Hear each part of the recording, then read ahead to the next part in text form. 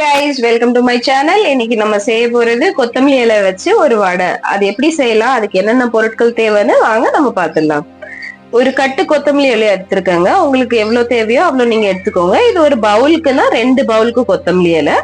தேவையான அளவு கடலை மாவு, பைண்டிங்க்கு நிறைய தேவைப்பட்டா இன்னும் கொஞ்சம் நீங்க எடுத்துக்கலாம். மஞ்சள் பொடி, உப்பு, ஜீரகம் 1 டேபிள் ஸ்பூன் எடுத்திருக்கேன். ஒரு 6-7 பல்லு பூண்டு எடுத்திருக்கிறேன். 5-6 பச்சை மிளகாய் எடுத்துக்கோங்க. ஒரு டேபிள் ஸ்பூன் இல்ல 2 டேபிள் ஸ்பூன் அரிசி மாவு எடுத்துக்கோங்க. இப்போ இது நம்ம முதல்ல வெள்ளைப்பூடையும் பச்சை மிளகாவும் ஜீரகத்தையும் அரைச்சிட்டு வந்துக்கலாம். இந்த எல்லா இன்கிரீடியன்ஸும் போட்டு கொஞ்சம் பரபரன்னு அரைச்சிட்டு வந்துக்குவோங்க. ஒரு பல்ஸ் மோட்ல ஒரு 2-3 தடவை போட்டு எடுத்தா போதும். இதை நல்லா அரைச்சு எடுத்து வந்துட்டோங்க. நம்ம இப்போ இதை நம்ம கொத்தமல்லியில மிக்ஸ் பண்ணிக்கலாம். இப்போ கொத்தமல்லி இலை எல்லாத்தையும் பொடிசா சாப் பண்ணி வச்சிருக்கேங்க. அதுல இந்த இப்போ அரைச்சி வச்சுருக்கோம்ல அந்த மிக்ஸ்சரை நம்ம ஆட் பண்ணிக்கிறோங்க. அது கூடவே இப்போ நம்ம கொஞ்சமாக அரிசி மாவு போட்டுக்கலாம். அரிசி மாவு போட்டு நல்லா பிசைஞ்சு விட்டுக்கலாங்க. 2 டேபிள் ஸ்பூன் அரிசி மாவு எடுத்திருக்கேன். அதை நீங்கள் அரிசி மாவு ஆட் பண்ணால் கிறிஸ்பியாக வருங்க நல்லா. இப்போது தேவையான அளவு நான் உப்பு போட்டுக்கிறேங்க. இதை நல்லா பிசைஞ்சு விட்டுக்கலாம். நம்ம தண்ணியே ஊற்ற தேவையில்லைங்க. ஏன்னா கொத்தமல்லி இலை நம்ம கழுவி வச்சுருக்கிறதுனால அதில் தன்னால் தண்ணி விடுற பதம் இருக்கும். அதனால அது நம்ம கையிட்டு பிசைஞ்சு விட்டுக்கிட்டே இருப்போம். இப்போ நான் கடலை மாவு யூஸ் பண்ணுறேன். கொஞ்சம் கொஞ்சமாக கடலை மாவு யூஸ் பண்ணுவோங்க. எனக்கு இந்த ஒரு முழு கப்பு கடலை மாவும் தேவைப்பட்டுச்சுங்க. இப்போது நான் கொஞ்சம் கொஞ்சமாக எடுத்து பிசைகிறேங்க. ஏன்னா தண்ணி விட்டுக்கிட்டே இருக்குமா, கடலை மாவு அதுக்கு ஏத்தாப்பில் நம்ம போட்டுக்கிட்டே இருக்கணுங்க. இப்போது எல்லா கடலை மாவையும் நான் போட்டு நல்லா மாவு பிசைஞ்சுக்கிறேங்க. இந்த பாருங்கள், இப்போ இந்த பதத்துக்கு நான் நல்லா பிசைஞ்சு எடுத்துட்டேங்க. கொஞ்சமாக தண்ணி விட்டுருக்கேங்க. ஏன்னா ரொம்ப கெட்டியாயிடக்கூடாதுன்னு கொஞ்சமாக தண்ணி விட்டேன். இப்போ இது நல்லா உருட்டுற பதத்துக்கு வந்துருச்சான்னு பார்க்கணுங்க. இந்த பாருங்கள், இப்போ நான் உருட்டி பார்க்குறேன். உருட்டுற பதத்துக்கு வந்துருச்சு. சரி, இப்போ நம்ம ஒரு தட்டை எடுத்துக்கலாங்க. தட்டில் நம்ம ஆயில் க்ரீஸ் பண்ணிக்கலாம். ஏன்னா இது நம்ம இட்லி சட்டியில் வச்சு வேக வைக்கணுங்க. அதனால இப்போது நான் இது கொஞ்சம் கொஞ்சமாக உருட்டி வச்சுக்கிறேன். உங்ககிட்ட பெரிய பாத்திரம் இருக்குது, பெரிய சட்டி இருக்குது அப்படின்னா நீங்கள் பெரிய பாத்திரத்தில் வச்சுக்கோங்க. இல்லைனா இதே மாதிரி ஒரு 2 டைம் 3 டைம் நீங்கள் உங்களுக்கு எவ்வளோ தேவையோ வச்சுக்கலாங்க.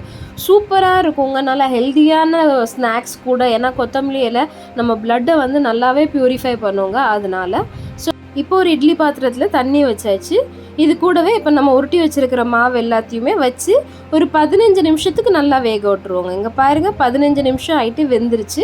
இப்போ கேஸ் ஆஃப் பண்ணிவிட்டு கொஞ்ச நேரம் இதை ஆற விட்டுருலாங்க. அந்த வெப்பத்துலேயே அது நல்லா சூடாயிரும், நல்லா வெந்துருங்க. இப்போ பாருங்கள், நான் ஆற வச்சு எடுத்துருக்கேன். இப்போ இதை நம்ம ஒன்றா எடுத்து சின்ன சின்ன பீசஸாக கட் பண்ணோம். சின்னதுன்னா ரொம்பவும் சின்னதாக இல்லைங்க, ஓரளவுக்கு ஒரு 1/2 இன்ச்சுக்கு நம்ம அதை கட் பண்ணி எடுத்துக்கலாங்க. இங்கே பாருங்கள், இந்த மாதிரி நம்ம ஒரு 1/2 இன்ச்சுக்கு நம்ம கட் பண்ணி எடுத்துக்குவோங்க.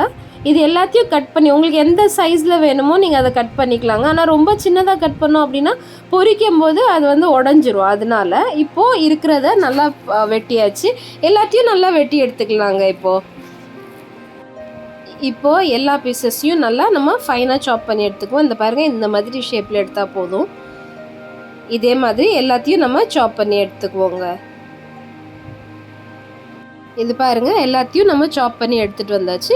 இப்போ நம்ம வானலில் எண்ணெயை ஊற்றி நல்லா சூடு பண்ணியாச்சுங்க. நல்லா சூடில் இருக்குது. இப்போ நம்ம ஒன்றா போட்டு பொரிச்சு எடுத்துடலாங்க.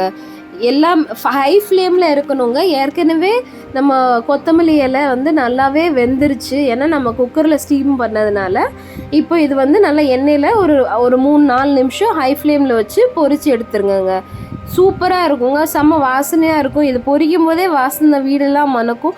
டேஸ்ட்டும் சூப்பராக இருக்குங்க. கிறிஸ்பியாக இருக்கும். ஏன்னா நம்ம அரிசி மாவு போட்டிருக்கோம்ல, நல்லா மொறுன்னு நல்லா சாப்பிட்றதுக்கும் க்ரன்ச்சியாக சூப்பராக இருக்குங்க. ட்ரை பண்ணி பாருங்கள், சூப்பராக இருக்கும்.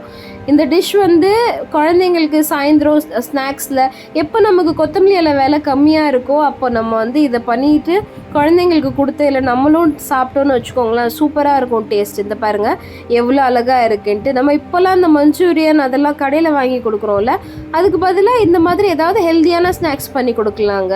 நல்ல சூப்பரான கொத்தமல்லி வடை ரெடிங்க. இந்த ஷேப் தான் வேணும்னு இல்லை, நீங்கள் எந்த ஷேப்னாலும் கொடுத்துக்கலாம் வேக வைக்கிறதுக்கு முன்னாடி. நல்லா பாருங்கள், சூப்பரான வெளியே நல்லா மொறுன்ட்டு உள்ளே நல்லா சாஃப்டாக வாசனையாங்க. நார்மலாகவே கொத்தமல்லி இலை வாசனை எப்படி இருக்குன்னு உங்களுக்கே தெரியும். இந்த டிஷ் உங்களுக்கு பிடிச்சிருந்தா please like, share and subscribe to my channel. ஒருவேளை இந்த டிஷ்ஷை நீங்கள் ட்ரை பண்ணியிருந்தீங்கன்னா ப்ளீஸ் கமெண்ட்ஸில் சொல்லுங்கள், கொஞ்சம் ஹாப்பியாக இருக்குங்க. நிறைய பேர் சப்ஸ்கிரைப் பண்ணாமல் பார்க்குறீங்கங்க. கொஞ்சம் ப்ளீஸ் சப்ஸ்கிரைப் பண்ணிட்டு பார்த்தா கொஞ்சம் சந்தோஷமாக இருக்கும், மோட்டிவேட்டிங்காக இருக்குங்க அடுத்தடுத்து வீடியோ போடுறதுக்கு. தேங்க்யூ ஃபார் வாட்சிங்.